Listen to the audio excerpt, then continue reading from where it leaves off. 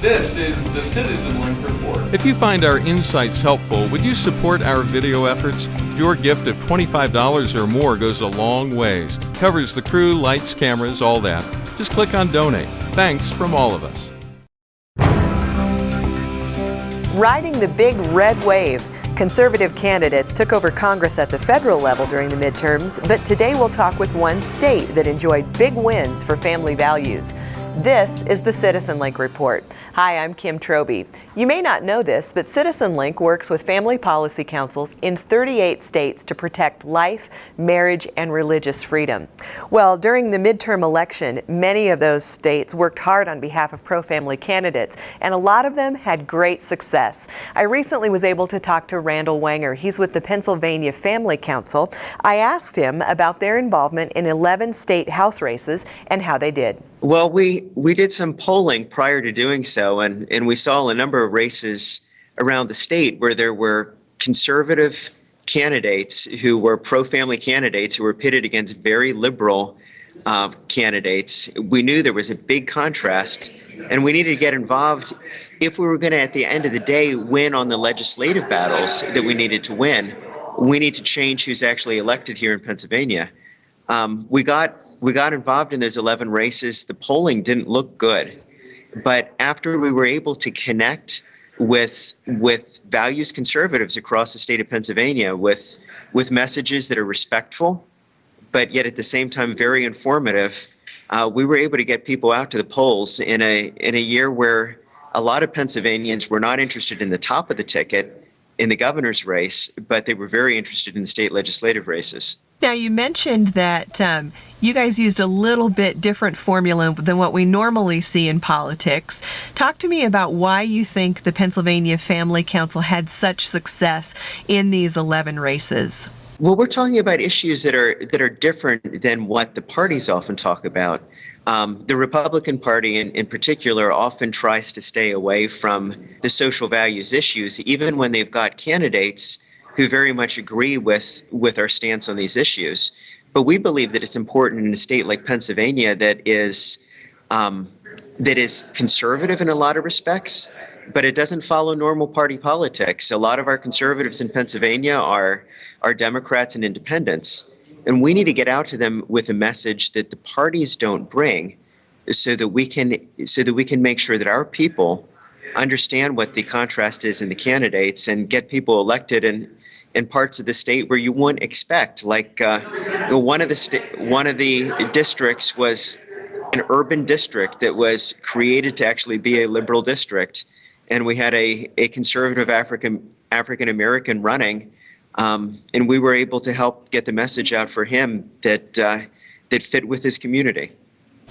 Now, you mentioned a little bit earlier about the governor's race. That didn't break the way that most races broke on Tuesday night. But at least now you have strong support for life and marriage and religious freedom in the State House. Tell me how that will play out as you go through the legislative season there.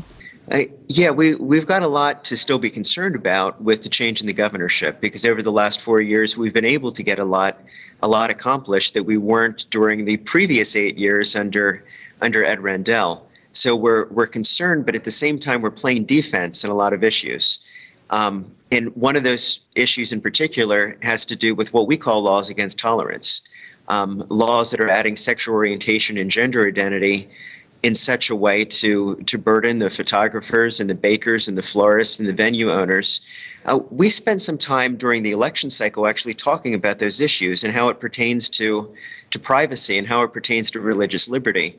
And some of the sponsors of the legislation here in Pennsylvania lost after messaging on that issue.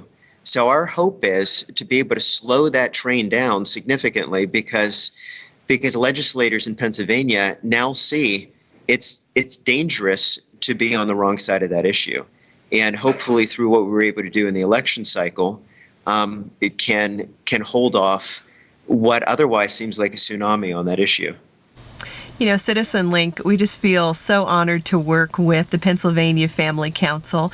And we'd like to know, and we'd like our listeners and viewers to know, what you guys are working on for the upcoming year. You've mentioned a few things, but what do you have going on there? Well, we'd like to make some inroads against physician-assisted suicide.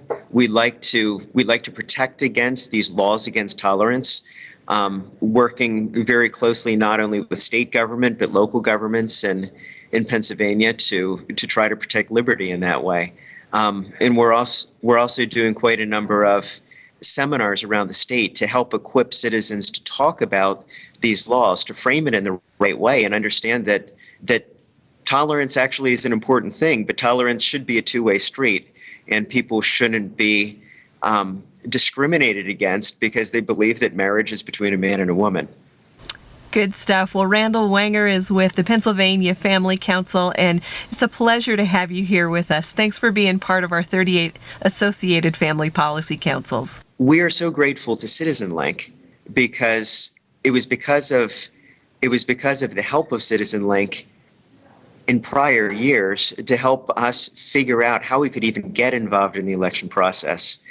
We felt a calling to do it, but we didn't feel equipped to do it. But because of our partnership with CitizenLink, we've been able during the last 3 election cycles now to be able to get involved in a way that meaningfully is helping the family. So we're very grateful for our partnership with you. Our thanks to Randall Wenger of the Pennsylvania Family Council and to the other FPCs associated with CitizenLink. And don't forget, your partnership with CitizenLink makes all of this possible. We're grateful for your support. Just click on the CitizenLink Donate button on citizenlink.com to join in our efforts. And as always, stand tall and be heard.